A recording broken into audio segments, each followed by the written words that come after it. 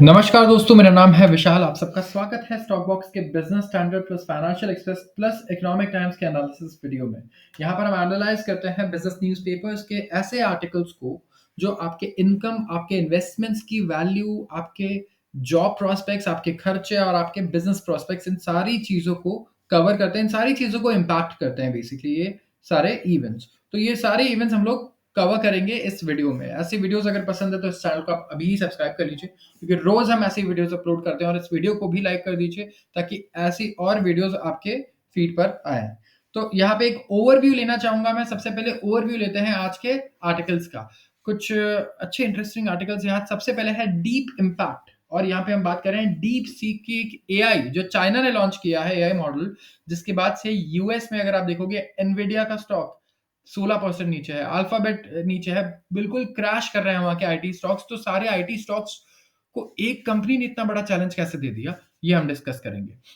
Every spent rupee spent on highway construction in leads 3.21 increase in GDP growth. तो 1 रुपया अगर आप highway construction पे खर्च करते हो तो 3.21 रुपीज इंक्रीज होता है हमारा जीडीपी ग्रोथ। ये एक रिसर्च आई है आई एम बैंगलोर की, तो उसके ऊपर चर्चा करेंगे। इंडिया का जो आईटी सर्विसेज है, it is getting gen AI. तो ये सबसे इंपॉर्टेंट आर्टिकल्स में से एक है कि कंपनीज कह रही हैं कि क्योंकि जिस तरीके से जनरेटिव एआई अडाप्ट हो रहा है, क्लाइंट्स भी फोकस कर रहे हैं उसी पर, तो कहीं ना कहीं ये देख रहे हैं कि जो एम्प्लॉयमेंट अपॉर्चुनिटीज है यहाँ पे डिफिकल्टी होने वाली है। यस, इन्हें पहले से कम एम्प्लॉयज की जरूरत पड़ेगी। इन्हें प्रोडक्टिविटी का काफी फायदा हो रहा है, और इनके क्लाइंट्स भी इन्हें बोल रहे हैं कि भाई अब तुम्हें कम एम्प्लॉयज लग रहे हैं काम करने में, तुम एआई यूज कर रहे हो, तुम हमारे लिए भी एआई पे काम कर रहे हो। तो कहीं ना कहीं मार्जिन पे इनके फर्क पड़ रहा है। पैसे जो इन्हें क्लाइंट से मिलते हैं कॉन्ट्रैक्ट पे, वहां पे भी काफी फील हो रहा है इम्पैक्ट इसका। तो इससे आईटी में एक जॉब की, जो हम बोल रहे थे ना कि एक जॉब प्रॉब्लम हो सकती है जॉब क्रिएशन की बहुत बड़ी एआई के आने से, तो जिस सेक्टर ने ये बनाया है उसी सेक्टर में एक्चुअली सबसे पहले इसका इम्पैक्ट हमें ज्यादा होता हुआ नजर आ रहा है। तो एक बार देखेंगे कि क्या इसका इम्पैक्ट हो सकता है, किस तरीके से क्या बच्चे अपस्किल कर सकते हैं अपने आप को, क्या करना होगा। लेकिन ओवरऑल नेट बेसिस पे कुछ मेजर यहाँ पे चेंजेस आ सकते हैं। आते हैं अगले आर्टिकल पे। यह है लोकल एंड वोकल एफआईज। हो सकता है कुछ ही दिनों में एफपीआई से ज्यादा स्टेक होल्ड करें इंडिया में, क्योंकि एफपीआईज और एफआईज लगातार अपने स्टेक्स इंडियन शेयर बाजार से बेच रहे हैं। तो यहाँ पे डिस्कस करेंगे कि क्या ऐसा पहली बार क्या होने वाला है। टू व्हीलर कंपनीज एक्सपेक्टेड है कि इनका जो सेल है ना वो प्री कोविड हाइस पर पहुंच जाएगा FY26 में। फाइनली कोविड के 5 साल बाद ऐसा होगा कि टू व्हीलर मार्केट में सेल्स बढ़ जाएंगी और प्री कोविड लेवल आ जाएंगी। 1.5 trillion liquidity booster raises Feb rate cut hopes. RBI ने अनाउंस किए हैं अलग अलग लिक्विडिटी बूस्टर्स। मैं डेली कवर कर रहा हूं लिक्विडिटी बूस्टर्स को, क्योंकि ये शायद प्रिपेयर कर रहा है रेट कट्स के लिए आरबीआई। और ये हमें देखने को में भी मिल जाए कब से, फरवरी से 7 तारीख को हमारा, क्योंकि मॉनेटरी पॉलिसी मीटिंग है। और फिर लास्ट में हम एक एडिटोरियल डिस्कस करेंगे, विरासत and Vikas in clothes and food. तो ये एक एडिटोरियल आर्टिकल है। शुरुआत करता हूं मैं सबसे पहले आर्टिकल से, deep impact market mayhem made in China. तो अगर आप देखेंगे यहाँ पे जितने भी बड़े हमारे स्टॉक्स हैं, हालत खराब है इनकी यूएस में स्पेसिफिकली। क्यों? डीप सीक की वजह से। डीप सीक एक ऐसा एआई है जो चाइनीज कंपनीज ने लॉन्च किया है, चाइना ने लॉन्च किया है। उनका जो मॉडल है वो इतने सस्ते, मतलब मैं कहूंगा इतना ज्यादा सस्ता है कि कोई कंपैरिजन ही नहीं है। सबसे पहले तो दूसरे ओपन एआई वगैरह से, दूसरे क्लाउड वगैरह से। एंड इसके साथ साथ अगर आप देखेंगे तो यूजर्स के लिए तो सस्ता ही है, साथ में ये उस तरीके के एडवांस चिप्स की भी उसे स्केल पे जरूरत नहीं है जिसकी जरूरत क्लाउड या फिर ओपन एआई को पड़ती है। तो काफी एफिशिएंट भी है, बहुत कम एनर्जी यूज करके काफी अच्छा आउटपुट दे रहा है। तो यहाँ पे इनका जो लेटेस्ट एआई मॉडल है, प्ले स्टोर पे, ऐप स्टोर पे नंबर 1 ट्रेंडिंग ऐप बन गया। एंड इसकी वजह से क्या हुआ, फिर हमने देखा कि एनवीडिया, माइक्रोसॉफ्ट, अल्फाबेट, मेटा, जितने भी दूसरे टेक स्टॉक्स हैं जो काम कर रहे हैं स्पेसिफिकली एआई पे, यहाँ पे काफी सेलिंग हुई है, काफी भारी सेलिंग हुई है इन्वेस्टर्स के द्वारा, मैंने देखा है। और यहाँ पे ओपन एआई का तो सबसे बड़ा कंप्यूटर जो है चैट जीपीटी का, हमें लगता है अब डीप सीख ही होने वाला है। जो इनका लेटेस्ट रिलीज आया जिसे कहा जा रहा है आर वन, आर वन इनका लेटेस्ट रिलीज है। तो इन्होंने ओवरटेक कर लिया है चैट जीपीटी को एंड दूसरे को as top rated free app on Apple store in US, UK and China. और अर्निंग स्लम्प और अनसर्टेनिटी की वजह से यहाँ पे काफ़ी हमें निफ्टी वगैरह में भी आप देखोगे तो सेलिंग दिखाई दे रही है। तो देखना होगा कि इसका इम्पैक्ट क्या हो सकता है। अभी तो सिर्फ मार्केट नीचे आया है, बट रियली इनके परफॉर्मेंस पे कितना फ़र्क पड़ेगा, उनके प्रॉफिट्स पे और फाइनेंशियल्स पे कितना फ़र्क पड़ेगा, we will have to take a closer look. अब इंडिया को तो इसमें ज़्यादा फ़र्क पड़ता ही नहीं, क्योंकि इंडिया एआई वगैरह पे अभी हमारे कोई अचीवमेंट्स है ही नहीं, तो हम वैसे भी एआई से कुछ फ़ायदा करने वाले थे नहीं। तो इसीलिए अगर आप देखोगे तो हमारे टेक स्टॉक्स को कोई फ़र्क इससे नहीं पड़ रहा है। Every rupee spent on highway construction leads to 3.21 rupees increase in GDP growth. Highway department अगर आप देखेंगे, इन्होंने 2023 से मल्टीप्लायर इफेक्ट हमें देखने को मिला है, जो इन्होंने क्रिएट किया है इंडियन इकोनॉमी पर, जहां पे हर एक रुपया जो ये खर्च करते हैं हाईवे पर, इससे 3.21 रुपीज इंक्रीज होता है हमारा जीडीपी ग्रोथ। तो 9% इंक्रीज हुआ है हाउस होल्ड इनकम में, 6% इंक्रीज हुआ है हाउस होल्ड एक्सपेंडिचर में, एंड 10.4% इंक्रीज हुआ है कार सेल्स में कंट्री में बिटवीन 2013 एंड 2022। पिछले बात हो रही है 9-10 सालों की। एंड ये इंस्टीट्यूट आई एम बैंगलोर का जो सप्लाई चेन सेंटर है और नेशनल हाईवेज अथॉरिटी है, इन्होंने मिलकर ये रिसर्च की, जिसके बाद में हमें ये प्रेजेंट किया है इन्होंने डेटा। तो करीब करीब 2.94% और 1.33% डिक्रीज आया कॉस्ट ऑफ ट्रांसपोर्टेशन में। सामान को इधर से उधर ले जाने में कंपनीज के लिए ओवरऑल हमारी इकोनॉमी में, इंडिया में फैक्ट्री से सप्लायर तक पहुंचने में कॉस्ट रिडक्शन भी हो रहा है just because of these highways, और टाइम रिडक्शन भी एक बहुत बड़ा कॉस्ट रिडक्शन है। तो रिसर्च स्टडी रिवील करती है एक notable increase household income में और रिलेटिव इम्पैक्ट जो उनका होता है ऑन हाउस होल्ड एक्सपेंडिचर, और improved access to agricultural markets, optimise employment accessibility, ये सारी चीजें हैं जो जिसकी वजह से रोड जो सड़कें हैं, हाईवेज हैं, ये यही बता रहा है कि बहुत ज्यादा कंट्रीब्यूट करती है हमारे देश की इकोनॉमी में, एंड काफी इससे लाभ होता है देश के दूसरे सारे सेक्टर्स को अगर आप कंपेयर करेंगे तो इनका ये कहना है कि जो नोटेबल चेंजेस भी आया ना कंजम्पशन बिहेवियर में, ये इसकी वजह से एमएसएमई का ग्रोथ हो रहा है, क्राइम रेट कम हो रहे हैं, accidents, pollution, noise levels and congestion, इन सारी चीजों में मदद क्या करेगा आपका हाईवेज अगर आप बनाओगे, आप कंजेशन को खत्म करोगे, आप कनेक्टिविटी को अगर आप इंप्रूव कर पाओगे, तो बेटर इंफ्रास्ट्रक्चर से। आते हैं अगले आर्टिकल पे, इंडियाज आईटी सेक्टर। अब ये एक बहुत इंपॉर्टेंट आर्टिकल है, क्योंकि इसमें कुछ सही में ऐसी बातें की गई हैं जो काफी मतलब स्ट्रेस में डाल सकती है लोगों को, एंड इंडियन गवर्नमेंट को भी काफी चिंता होगी, क्योंकि एम्प्लॉयमेंट एक बहुत बड़ा इशू है हमारे लिए, right. We have lot of workers, हमें उन्हें एम्प्लॉयमेंट देनी है, एंड जिस हिसाब से आर्टिफिशियल इंटेलिजेंस आ रहा है, तो ये चीजें आसान तो कर रहा है, लेकिन कहीं ना कहीं बहुत मुश्किल भी कर रहा है। जनरेटिव आर्टिफिशियल इंटेलिजेंस वेव आया है, एंड यहाँ पे $254 बिलियन की हमारी आईटी इंडस्ट्री है, जो बहुत ही छोटी सी इंडस्ट्री है। यूएस में मतलब अगर एक एक कंपनी भी अगर आप देखेंगे आईटी की, तो इनसे बहुत सारी कंपनीज पूरे हमारे आईटी इंडस्ट्री से बड़ी ऐसा है। तो फॉर द फर्स्ट टाइम अगर आप देखेंगे तो टॉप एग्जीक्यूटिव जो है हमारे टीसीएस के, विप्रो के और अमंग अदर्स, उन्होंने एक्नॉलेज किया है कि जो कोरिलेशन है between workforce addition and revenue, ये फेड होगा फ्यूचर में due to generative AI driven efficiency and productivity gains. Clients ने भी स्टार्ट किया है डिमांड करना कि आप एक काम करो, देखो आपका प्रोडक्टिविटी तो इंक्रीज हो रहा है, आपको 10 लोग लगते थे वो काम करने में, अब आप 6 लोग लग रहे हैं, 5 लोग लग रहे हैं, तो आप हमें भी तो कुछ डिस्काउंट दो। तो इसकी वजह से क्या हो रहा है, आईटी का बिजनेस जो है यहाँ पे कहीं ना कहीं इनके प्रॉफिट में, रेवेन्यू में डिप देखने को मिल रहा है। तो रिफ्लेक्ट करेंगे अगर आप ये शिफ्ट्स को, तो जो टॉप 6 आउटसोर्सिंग कंपनीज है हमारी इंडियन कंपनीज आईटी में, स्पेसिफिकली आईटी आउटसोर्सिंग कंपनीज है, तो TCS, Infosys, HCL tech, Wipro, tech Mahindra and LTI Mindtree, इन्होंने कहा है कि इनका जो ओवरऑल अगर आप देखेंगे तो 225 एम्प्लॉयज का नेट डिक्लाइन हुआ है इनके यहाँ से, हायरिंग नहीं हुई है दिसंबर 2024 में, थर्ड क्वार्टर में नेट डिक्लाइन हुआ है, और हेडकाउंट डिप तब आया है जब ये कह रहे हैं कि आगे बहुत बढ़िया डिमांड है, फ्यूचर में आईटी का ग्रोथ बढ़िया है, कंपनी और पैसा कमाने वाली है, लेकिन फिर भी हायरिंग के भी बोला था कि फ्रेशर्स को हायर करेंगे, बट कहीं ना कहीं ये हायर कर रहे हैं नहीं, और नहीं किया है तो इसका एक रीजन बताया जा रहा है कि जनरेटिव एआई क्या कर रहा है, डिकपल कर रहा है रेवेन्यू ग्रोथ को हेडकाउंट एडिशन से। तो यहाँ पे पोटेंशियल ब्रेक हो सकता है ट्रेडिशनल पिरामिड मॉडल से, जो ट्रेडिशनल पिरामिड मॉडल था आईटीज का, कि बेसिकली ये क्या करते थे, हायर करते थे, बच्चों को ट्रेन करते थे, एंड फिर उसके बेसिस पे वो यूएस से, यूरोप से, बाहर से वो काम लेते थे, प्रोजेक्ट्स लेते थे, इस तरीके से एग्जीक्यूट करते थे प्रोजेक्ट्स को। तो अब यहाँ पे क्या हो रहा है, टैलेंट को रीस्किल करना पड़ रहा है, जो एग्जिस्टिंग जिनके पास टैलेंट्स हैं भी, उनको क्या कर रहे हैं, ये एआई इनेबलमेंट कर रहे हैं रादर देन शेयर वॉल्यूम, ये काम कर रहे हैं इनको अपस्किल करने में, एंड ये क्या कर सकता है, स्टेबलाइज कर सकता है hiring trends in the near term, लेकिन मीडियम टर्म में क्या रहेगा, इनको एड्रेशन जो है वो बढ़ता हुआ नजर आएगा। ठीक है, ग्रोइंग पाथवेज, ग्रोथ पाथवेज जो रहेंगे वो कंपेलिंग रहेंगे, of course AI led rules में ज्यादातर, एंड यहाँ पे इन्होंने एक्नॉलेज किया कि जो हेड काउंट है, मतलब जो लोग इनके यहाँ काम करते हैं और इनका रेवेन्यू है, ये सेम तरीके से नहीं ग्रो करेगा। हो सकता है यहाँ के शेप हमें ग्रो दिखे कि रेवेन्यू तो ऐसे ग्रो कर रहा है आईटी का, लेकिन हेड काउंट ग्रोथ ऐसे जा रहा है, ऐसे। ठीक है? ये किसकी वजह से हो सकता है? ये हो सकता है एआई की वजह से। और ये खुद एग्जीक्यूटिव्स कह रहे हैं इन कंपनीज के। तो फॉर अ गिवन रेवेन्यू, जैसे 1 करोड़ का रेवेन्यू करने में हमें जो हेडकाउंट लगता था पहले, अब उतना नहीं लग रहा है। तो यहाँ पे ग्रोथ जो है कहीं न कहीं कम नज़र आएगा, और एआई की वजह से जो प्रोडक्टिविटी गेन्स होंगे ना, ये कहीं न कहीं यहाँ पे बहुत बड़ा डाइवर्जेंस होगा जब ये हेडकाउंट से अनलिंक हो जाएगा। तो पहले क्या था? टीसीएस या इन्फोसिस, आप किसी को भी देख लो, अगर इनको आप टारगेट दोगे ना कि अच्छा भाई 10,000 करोड़ का रेवेन्यू करना है, तो कहेंगे देखो 10,000 करोड़ का रेवेन्यू करना है, मतलब हमें इस पॉइंट से इस पॉइंट जाना है, इस पॉइंट से इस पॉइंट जाने के लिए हमें इंक्रीज करने पड़ेंगे। लेट्स से यहाँ पे हमें लाना पड़ेगा लेट्स से 100 एम्प्लॉइज को, जो फ्रेशर्स होंगे।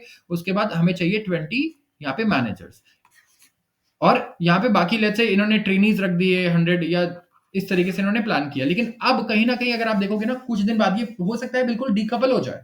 क्यों? क्योंकि इन्हें सबसे पहले तो अगर आप देखेंगे, जो सीनियर हैं, जो अच्छे सीनियर डेवलपर्स ही हैं, वही आप देखोगे तो सारा जूनियर का काम तो एआई ही कर देगा वहां पे। आप डीप सीक और चैट जीपीटी में भी देख सकते हैं। इवन डीप सीक के बारे में भी अभी काफी स्टेटमेंट्स आए हैं, बड़े बड़े जो फाउंडर्स हैं और टेक एंटरप्रेन्योर्स हैं, कि बहुत ही जल्द ये बहुत अच्छे लेवल पे कोड करना स्टार्ट कर देगा। तो जो बेसिक कोडिंग है, ठीक है, वहां आपको दिमाग लगाने की जरूरत नहीं होगी बिल्कुल भी। आपको आइडिया सोचना है, आप प्रॉब्लम सॉल्वर हो अगर, तो आप एआई का यूज करके आप 10 लोगों जितना भी काम कर पाओगे। ऐसे ऐसे स्टेटमेंट्स आ रहे हैं यूएस से भी। तो कहीं ना कहीं ये बहुत चैलेंजिंग रहने वाला है आईटी इंडस्ट्री के लिए, जिन्होंने एक बहुत बढ़िया टाइम देखा था कोविड के टाइम पे, स्पेसिफिकली आईटी में जिस हिसाब से जॉब डिमांड थी, कोई कंपैरिजन ही नहीं था। And for the given revenue headcount की जरूरत उतनी ना हो। विप्रो के भी चीफ ह्यूमन रिसोर्स ऑफिसर जो सौरभ गोविल है, उनका ये कहना है कि वो कंपनी को प्रिपेयर कर रहे हैं, और एआई की वजह से प्रोडक्टिविटी बढ़ेगी एंड डाइवर्जेंस आ जाएगा, जहां पे ग्रोथ अनलिंक हो जाएगा हेडकाउंट से। तो स्पेशलाइज स्किल बिजनेसेस मूव कर रहे हैं पायलट से प्रोडक्शन पे विद जनरेटिव एआई प्रोजेक्ट्स, और इन्वेस्टमेंट्स भी जो है एआई में, वो ट्रांसफॉर्मेशन प्रोजेक्ट्स में जो हो रही है, वो ड्राइव कर रही है डिमांड को फॉर स्पेशलाइज स्किल्स। तो कृष्ण विज जो वाइस प्रेसिडेंट है टीम लीज डिजिटल के आईटी सर्विसेज फर्म्स में, उन्होंने कहा है कि हमारा हायरिंग फोकस जो है ना, वो जेन एआई की अडॉप्शन की वजह से क्या है, यहाँ पे काफी शिफ्ट हो गया है। जो इनका हायरिंग का फोकस है, जैसे ये प्रोडक्टिविटी, देखिए प्रोडक्टिविटी वर्ड इस आर्टिकल में सबसे ज्यादा रिपीट हुआ है, एफिशिएंसी, रिस्पॉन्सिबल एआई इंप्लीमेंटेशन, इस तरीके के काम ज्यादा है मार्केट में। तो बल्क हायरिंग की जगह पे कंपनीज क्या कह रही है, एक तो जो एग्जिस्टिंग है ना, इसी को थोड़ा अपस्किल करो, इनको अपस्किल करने पे खर्चा करो, और एआई ड्रिवन रोल्स पे ही ज्यादा हायर करो, एआई और एमएल पे, डेटा इंजीनियरिंग पे और क्लाउड मॉडर्नाइजेशन पे, इनका ये कहना है। तो देवाशीष चैटर्जी एमडी है और सीईओ है एलटीआई माइंट्री के। इन्होंने 2000 एम्प्लॉयज ऐड किए, कितने Q3 में। तो फर्म कह रही है कि फर्म जो है कैनबलाइज कर रही है its own revenues to get more revenues, और ये बेनिफिट्स दे रही है from gen AI to customers to grab more business. तो ये फोकस क्या कर रहे हैं कि हम और ज्यादा बिजनेस ग्रैब करें ज्यादा से ज्यादा, और ये कह रहे हैं कि मेगा ट्रेंड है इंडस्ट्री में इस टाइम पे कि आप अपने एग्जिस्टिंग एम्प्लॉयज को ही अपस्किल करो, और ट्रेनिंग जो है, इसकी वजह से क्या हो रहा है, हायरिंग के टारगेट्स कम हो गए हैं, प्रोडक्टिविटी गेन भी बढ़ गया। तो इनको खुद नहीं पता है कि आगे कितने लोगों की जरूरत पड़ेगी, क्योंकि प्रोडक्टिव जिस हिसाब से इंक्रीज हो रही है प्रोडक्टिविटी, यहाँ पे हमें नहीं पता कि प्लाटू कहाँ पे होगा। जहाँ पे प्लाटू होगा हम प्रेडिक्ट कर सकते हैं कि हाँ ठीक है, ये जो ग्रोथ है, यहाँ से यहाँ इतनी ग्रोथ रहने वाली है, अब ये प्लाटिक हो चुका है, तो हमें पता है कि इतने ही लोग की नीड होगी। लेकिन जिस हिसाब से प्रोडक्टिविटी लगातार बढ़ रही है, नए मॉडल्स आ रहे हैं एआई के, कहीं ना कहीं ये चैलेंजिंग रहने वाला है आईटी कंपनीज के लिए भी। तो यहाँ पे लार्ज बेस जो जूनियर स्टाफ का होता था ना, अब हर जगह सबसे ज्यादा नुकसान फ्रेशर्स को है। मैं बता दूं, जितने भी जूनियर स्टाफ है, वो सबसे ज्यादा परेशान होने वाले हैं यहाँ पे, क्योंकि अब कम जूनियर रूल्स की यहाँ पे जरूरत होगी, और ये भी इवॉल्व हो रहे हैं। इनका कहना है जूनियर रूल्स अब इवॉल्व हो रहे हैं रादर देन डिसअपियरिंग, जहाँ पे फ्रेशर्स को अपस्किल किया जा रहा है कि वो एआई ऑपरेशंस मैनेज करे, सपोर्ट करे क्लाउड डिप्लॉयमेंट एंड असिस्ट करे डेटा मैनेजमेंट में। मोर सर्विसेज मोर पीपल। तो दूसरा एक व्यू है, और वो व्यू ये है कि जो जेन एआई डिसरप्शन है, वो डिमांड करता है come people for the same kind of services, और ये चेंज कर रहा है nature of services, thereby demanding more service oriented work of different platforms. तो यहाँ पे अगर आप देखेंगे, जो इनकमिंग सीईओ भी है एवरेस्ट ग्रुप के, उनका कहना है कि इंडस्ट्री ने ना अभी कोरिलेशन ब्रेक नहीं किया है और डीलिंक नहीं हुआ है head counter revenue, but this is the future. Gen AI एक प्रोडक्टिविटी एम्पलीफायर है, एंड ये अभी बहुत अर्ली है जर्नी में, लेकिन मीनिंगफुल इम्पैक्ट आगे क्लाइंट्स तक हम पास कर पाएंगे, भले थोड़े दिन बाद कर पाए। तो इनका कहना है कि एआई की वजह से, जेन एआई की वजह से काफी different types of services create होंगी, ज्यादा जॉब्स भी क्रिएट होंगे, एंड सम एरियाज में it will reduce need for people, but ये ऑफसेट करेगा डिमांड को इन न्यूअर सर्विसेज जो रिक्वायर करेगा ज्यादा टैलेंट। तो सोमनाथ चैटर्जी है, एक्स मैकेंसी और फाउंडर है प्रिज्म फोर्स के। तो एक वर्टिकल सॉफ्टवेयर प्रोवाइडर है टेक सर्विसेज फर्म के लिए, उनका कहना है कि जो शिफ्ट है ना फोकस में of gen AI applications, hardware से लेके फाउंडेशनल मॉडल्स तक, ये क्रिएट करेगा अपॉर्चुनिटी और greater linearity in the business. तो बिजनेस तो ग्रो करने वाले हैं सारे, लेकिन हेड काउंट ग्रोथ कहीं ना कहीं काफी डूबियस है कि होगा या नहीं होगा। लोकल एंड वोकल, FIs में soon hold more stake than FPIs in India। जो गैप है in ownership between overseas investors and domestic institutions Indian companies में, ये श्रिंक होकर हो चुका है रिकॉर्ड लो इन दिसंबर क्वार्टर। तो यहाँ पे अनअबेटेड सेलिंग दिख रही है बाय फॉरेनर्स एंड जो कंटिन्यूस परचेजेस हैं डोमेस्टिक म्यूचुअल फंड से और इंश्योरेंस से, ये और डिफरेंस को और नैरो कर चुका है। तो मतलब यहाँ पे कहीं ना कहीं जो इंडियन इंस्टीट्यूशंस है ना, उनका जो शेयर है मार्केट में वो रिकॉर्ड हाई पर आता हुआ नजर आ रहा है। जो ओवरसीज इन्वेस्टर्स हैं उनका रिकॉर्ड लो पर जाता हुआ नजर आ रहा है। ऑफ कोर्स इससे भी ज्यादा सेलिंग हुई है, रिकॉर्ड लो नहीं है ये, लेकिन जो इन दोनों का डिफरेंस है वो रिकॉर्ड लो पर आ गया है। तो इनका जो गैप है वो अब आ चुका है कितना, it has come down to 29 basis points, मतलब 0.29%। ठीक है, एज ऑफ जो पहले 1031 बीपीएस का था मार्च 2015 में। तो फॉरेन पोर्टफोलियो इन्वेस्टर्स जो है इन्होंने शेयर्स बेचे हैं 1.5 लाख करोड़ के दिसंबर में, और 67,000 करोड़ के बेच दिया है 1 जनवरी से। तो जो बेसिस पॉइंट है वो 100% होता है। 1 बेसिस पॉइंट यहाँ पे कितना होता है, 1 बीपीएस होता है 0.01%। ठीक है, तो एफपीआई ओनरशिप एनएसई की कंपनीज में, नेशनल स्टॉक एक्सचेंज की कंपनीज में ड्रॉप हुई है 0.56% से। 17.55% की ओनरशिप थी एफआईएस की और एफपीआईस की, फॉरेन पोर्टफोलियो इन्वेस्टर्स की, और अब 16.9% हो गई at the end of December 2024। Lowest है ये पिछले 12 सालों में, यस 12 सालों में। एंड डीआईआई का जो शेयर है वो क्लाइम किया है कितना, 23 basis points from 16.46% to record 16.69% in this period. तो डोमेस्टिक इंस्टीट्यूशंस ये ट्रैक पर हैं कि ये ओवरसीज इन्वेस्टर्स के ओनरशिप को ना क्रॉस कर देंगे इंडियन कंपनीज में अगर फॉरेन सेलिंग चलती रही तो। और इन ऑल पॉसिबिलिटीज प्रोबेबिलिटीज अगर आप देखोगे तो डोमेस्टिक इंस्टीट्यूशन फॉरेन इन्वेस्टर्स को ओनरशिप में पीछे छोड़ देंगे अगर ये इसी तरीके से सेल करते रहे। तो डीआईएस में म्यूचुअल फंड होते हैं। डोमेस्टिक इंस्टीट्यूशनल इन्वेस्टर्स क्या होते हैं, ये बेसिकली हमारे mutual funds, insurance companies, pension fund, banks, सारे इन लोगों की बात हो रही है। और इन्होंने दिसंबर में कितना खरीदा है स्टॉक, आप देखो 1.85 लाख करोड़ का स्टॉक खरीदा है दिसंबर में, एंड ऑफसेट कर दिया एफपीआई की होल्डिंग्स को रिसेंट क्वार्टर्स में। और सबसे जो वाइड गैप है एफपीआई होल्डिंग में वो रिकॉर्ड किया गया था मार्च 2015 में, जब एफपीआई कितना होल्ड कर रहे थे 20.7%, और डीआईएस होल्ड कर रहे थे सिर्फ 10.38%। तो डीआईएस का शेयर देखिए कितनी तेजी से बढ़ा है, और इसलिए बढ़ा है क्योंकि हमारे इंश्योरेंस एंड म्यूचुअल फंड में एसआईपी इतनी तेजी से ग्रो हुआ है, इतना बड़ा ग्रोथ है कि अब हम लोग हर महीने करीब करीब 25-26 हजार करोड़ का एसआईपी ही कर देते हैं। Two wheeler companies expected sales to reach pre Covid highs. तो टू व्हीलर कंपनीज में क्या हो रहा है यहाँ पे, मोटरसाइकिल और स्कूटर सेल्स इंडिया में एंट्री लेवल वाला ये ग्रो कर सकता है 8 से 10% अगले फिस्कल में, रिकॉर्ड हाई जो रहने वाला है। यहाँ पे इन्फ्लेशनरी प्रेशर्स रहेंगे अर्बन एरियाज में स्पेसिफिकली, वो थोड़े कम होते हुए नजर आएंगे हमें लगता है। और ब्याज दर हम एक्सपेक्ट कर रहे हैं कि इस साल नीचे आएगा, और ब्याज दर के नीचे आने से देखिए जितने भी बाइक्स बिक रहे हैं आप चेक करेंगे तो यहाँ पे ब्याज दर पे लोग लेते हैं, ब्याज पर लेते हैं। ठीक है, इंडिया में कार्स के लिए भी काफी ज्यादा यूज होता है लोन का। तो ये एक ऐसी चीज है जहां पे हमें दिख सकता है कि कुछ बढ़िया हो जाए, कुछ बढ़िया ग्रोथ देखने को मिल जाए, ये ऐसा एक सेगमेंट है। एंड सीनियर एग्जीक्यूटिव जो है वो काफी बुलिश हैं जो टू व्हीलर मार्केट्स में काम करते हैं कि फूड प्राइसेस भी कम हो रहे हैं, रेट कट्स आ सकता है, तो टू व्हीलर मार्केट जो है नया रिकॉर्ड बना सकता है अपने इंडिया में। एक तो वेडिंग डेट्स भी काफी ज्यादा है इस फिस्कल ईयर, और मोटरसाइकिल परचेज वेडिंग डेट्स पे और बूस्ट होता है स्पेसिफिकली रूरल एरियाज में, जो अकाउंट करता है for about half of countries two wheeler sales.